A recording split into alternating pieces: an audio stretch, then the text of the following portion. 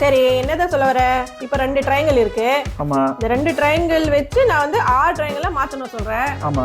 எத்தனை ஸ்டிக்ஸ் எடுக்கணும்? வெறும் 2 ஸ்டிக் மூவ் பண்ணி 6 ட்ரையாங்கிள் வர வைக்கணும். முடியுமா? ட்ரை பண்றேன்.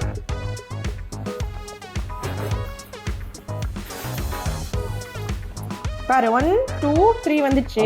3 ட்ரையாங்கிள் ஒரு ஸ்கொயர் வந்துச்சு. எனக்கு தேவை 6 ட்ரையாங்கிள். ஸ்கொயரே வேண்டாம்.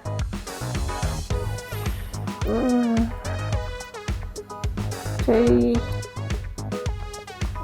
வருது. ஏய், இப்ப பாரு